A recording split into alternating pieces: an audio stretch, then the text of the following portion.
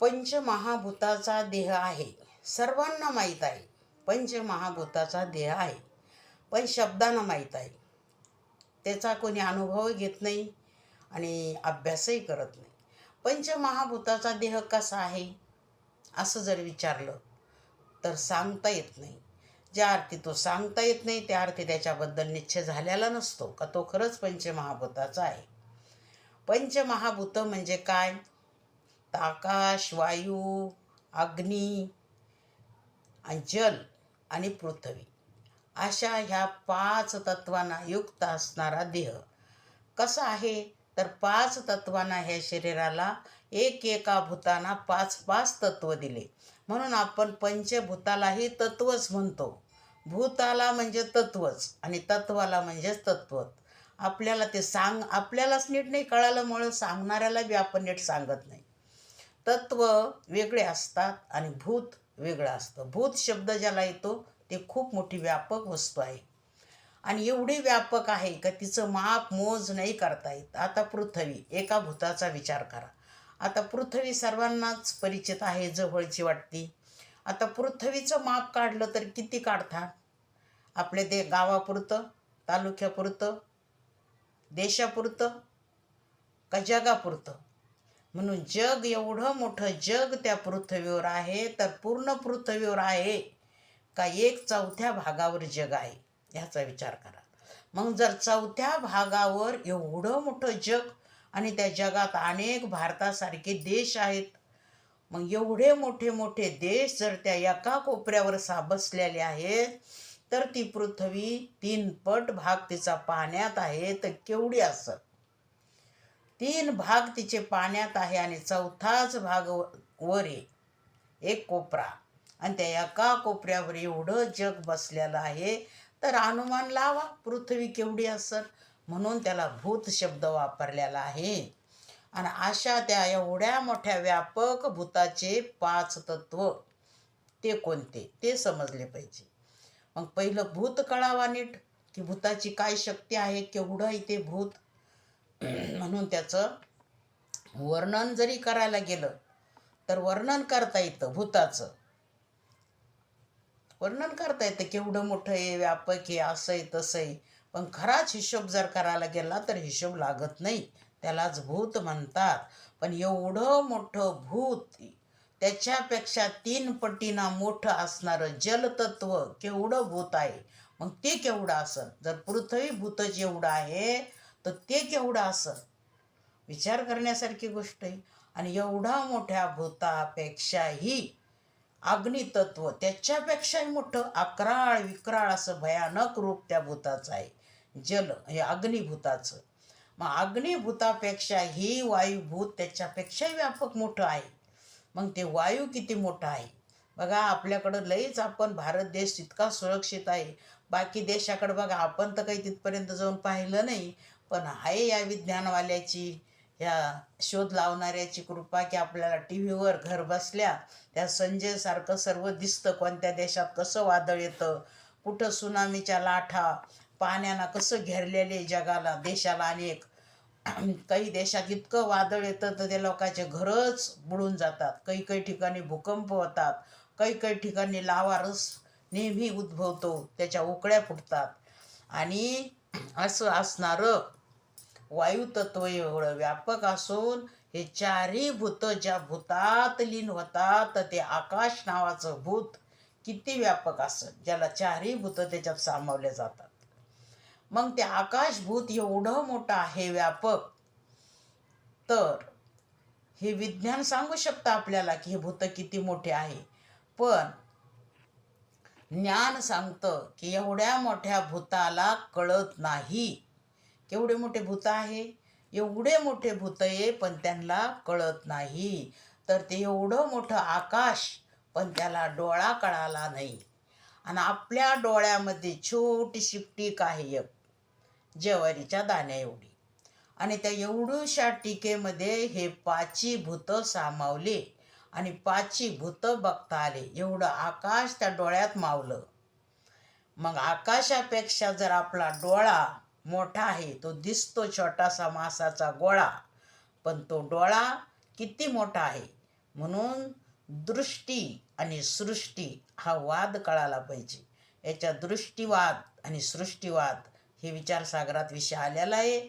मग याच्यात आपल्या लक्षात येतं की दृष्टीपेक्षाही सृष्टी मोठी आहे. म्हणजे दृष्टी दिसली त्या ब्रह्मांड कुठं सामावलं तर एवढूशा डोळ्यात सामावलं. मग डोळा नक्कीच आकाशापेक्षाही मोठा आहे. पण त्या डोळ्यापेक्षा ते डोळा आणि ते पंचमहाभूत ते आकाश कुठं कळालं तर ते मनात कळालं. मग मन केवढं तर आकाशापेक्षाही मन व्यापक आहे, डोळ्यापेक्षाही मन व्यापक आहे. मग एवढ्या मोठ्या मनाला भरायचा प्रयत्न करतो आपण. पहा, आता विचार करण्यासारखी गोष्ट आहे की त्या मनाला आपण भरवितो. आपल्याला वाटतं बंगला बांधला की आपली तृप्ती होईल, मुलाचं लग्न झालं की आपण शांत हो, आणि हे मिळालं की शांत हो, ते मिळालं की शांत हो. आता किती मिळालं तर मन शांत होईल. ह्या किती वस्तू त्या मनात टाकल्यानंतर अख्खा आपला भारत देश जरी आपण घेतला आणि तो त्यांना मनात टाकला तरी मनाला वाटन नाही नाही, मी आता दुसऱ्या देशाचा पंतप्रधान झालो पाहिजे, आता भारताचा पंतप्रधान झालो तर दुसऱ्या देशाचा झाला पाहिजे. त्या इंग्रजांना असं करत करत करत सगळ्या देशावर राज्य केलं तरी त्यांचं मन भरलंच नाही. आणि आपण ह्या छोट्या छोट्या वस्तूंना मन भरायला चाललो. मग मन भरायचं असन आणि मनाला शांत करायचं असन तर मन भरण्यासारखी जगात एकच वस्तू आहे आणि ती म्हणजे भगवान परमात्मा. तो विश्वव्यापक आहे, तो सगळ्यांपेक्षाही मोठा आहे आणि तो मात्र मनाला दाखवा. एकदा का मनाला तो दाखवला ना तर मग मात्र त्याच्यावर तर सोकलं पाहिजे. ही मन एक अशी गोष्ट आहे पहा, त्याला जी वस्तू दिली ना त्याच्यावर तो सोकतं, प्रामाणिक सेवा करतं ते मन. इतकं सोकतं, इतकं प्रामाणिक हे मन की जर त्या मनाला एखाद्यानं तंबाखू खायची सवय लावली तर ते मन अगदी वेळेवर आठवण करून देतं, एवढं प्रामाणिक आहे. आणि ते घेतल्यापेक्षाही घेऊच तर शांत होत नाही.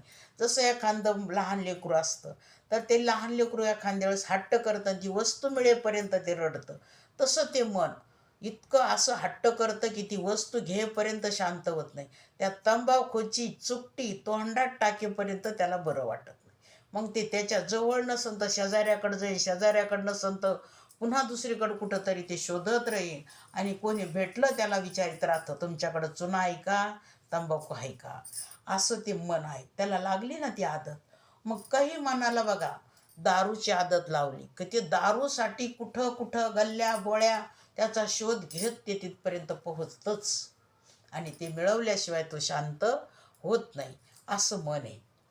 म्हणून मनाला चटक लागली की त्याच्यावर ते प्रामाणिकपणानं सोकलेलं असतं. मग त्या मनाला जर भगवंताचे तुकाराम महाराज म्हणता, मनात येथे धाव घे कुठं, पांडुरंग परमात्म्यापाशी तू राहा चिटकून. मन माझे भ्रमर झाले आणि ते कुठं राहिले मग मग पांडुरंगाच्या चरण कमळावर ते स्थिर झाले. असं तुकाराम महाराज म्हणतात, माझ्या मनाला तिथंच निवांत आणि चांगलं स्थान मिळालं.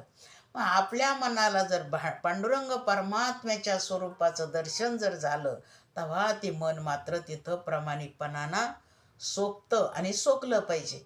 बघा, ज्या लोकांना हरिपाठाचं वेड लागलं त्या मनाला तर त्यांना हरिपाठ झाल्याशिवाय चैन पडत नाही. काहीला ज्ञानेश्वरी वाचण्याचं रोज वेड लागलेलं आहे, ते ज्ञानेश्वरी वाचल्याशिवाय जेवत नाही. अशा त्या मनाला कोणाला मंदिरात जायची आवड लागली तर ते मन मंदिरात गेल्याशिवाय शांत राहत नाही. पण तरी ते करत राहण्याची मात्र त्याला भूक कायम आहे. मग आता त्या मनाला एवढं तृप्त करा की त्याला काहीच करा वाटलं नाही पाहिजे. 17व्या अध्यायातली एक ओवी आहे, मला पूर्ण आठवती का नाही माहीत नाही, पण खूपच सुंदर ओवी आहे. 17व्या नाही, 7 नंबरच्या अध्यायातली पहिल्या टप्प्यात येते ती ओवी की सांगणाऱ्याची वाणी खुंटावी आणि ऐकणाऱ्याचं व्यसन तुटावं. असं ऐकावा त्या मनानं. आणि त्या मनानं एकदा काही असं ऐकलं ना तर त्याला पुन्हा काही ऐकण्याची इच्छा होत नाही, काही पाहण्याची इच्छा होत नाही, कुठं जाण्याची इच्छा होत नाही. तेव्हा ते मन काय होतं, तृप्त होतं. आणि नुसतंच तृप्त होतं का नाही, मनच राम होऊन जातं. कशामुळं राम होतं? ते हृदयात असणारा परमात्मा जेव्हा ते मन बघतं की अरे इतक्या जवळ असणारा परमात्मा मी आतापर्यंत बघितला नाही, किती जवळ होता तो माझ्या.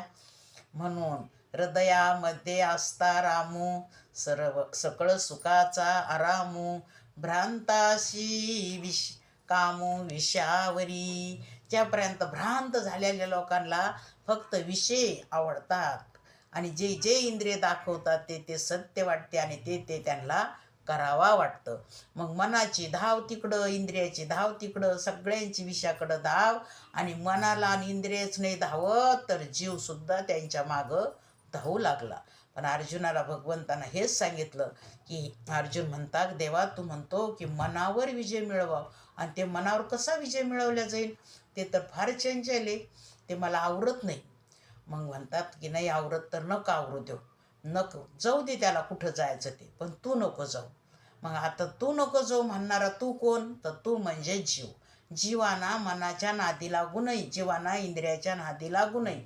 मग जीवाना काय करावा? त्या मनाला आणि इंद्रियाला आपल्याकडं वळवायचा प्रयत्न करावा, कारण की तो ह्या देहरूपी नगरीचा तो राजा आहे जीव. आणि तो जर प्रजेच्या अधीन होऊन प्रजा म्हणन तसा वागू लागला तर याला राजा कसं म्हणावं? म्हणून तो जीव दशेला आला. मग त्या जीवाना जर इंद्रिय आणि मनाला त्याच्याकडं वळवलं तर तो परमात्मा आहे, मग तो भगवंत आहे असं लक्षात घ्या. आणि हेच जर त्या मनाला कळालं की ते मन सुद्धा काय होतं? राम होऊन जातं. मन हे राम झाले. मग आता मनच राम झालं तर दुःखच शिल्लक उरणार नाही. मनाच्या ठिकाणी ज्या वासना आहेत त्या तृप्त होऊन जात्या, वासनाही शिल्लक राहत नाही आणि दुःखही शिल्लक राहत नाही. दुःख आहे ते आशाच्या ठिकाणी, वासनाच राहिल्या नाही तर आशाही राहत नाही, आशाच राहिल्या नाही तर दुःखही होत नाही. असं जीवाना जीव लावून ध्यानात घेतलं पाहिजे. साधू संतांचे विचार खरं लक्षात घेण्यासारखे आहे. एक एक विषय जर आपण लक्षात घेतला तर आपल्याला नक्कीच कळलं. म्हणून एवढ्या मोठ्या भूताला कळत नाही, एवढ्या मोठ्या मनालाही कळत नाही. त्या डोळ्याला एवढं रूप दिसलं पण त्या डोळ्यालाही ते कळत नाही. डोळ्याला डोळा कळत नाही आणि डोळ्याला रूपही कळत नाही. कळणं जेवढं कळणं आहे ते मनात कळत असतं, पण त्या मनालाही कळत नाही. ते कळत असतं ते फक्त जीवाला. म्हणून त्याला परमात्मा म्हणावं. परमात्म्याला हे सगळं कळत असतं. पण जीवाच्या ठिकाणीच एकमेव कळणेपणा आहे. आता टीव्हीत सगळ्या देशाचे चित्र, सगळ्या देशाचे विचार टीव्हीत येतात, पण त्या टीव्हीला कळतात का? बस एवढाच विचार करावा मनाचा. सगळे विचार मनात येते पण त्या मनाला कळत नाही. सगळ्या बातम्या देशाच्या नावारूपा सगळं टीव्हीत येतात, पण त्या टीव्हीला कळत नाही. टीव्हीपासून वेगळा पाहणारा असतो त्याला ते कळत असतं. मग तो पाहणारा आपल्याला शोधता आला पाहिजे, कोण आहे? मग तो पाहणारा जो आहे तोच देव आहे असं लक्षात घ्या.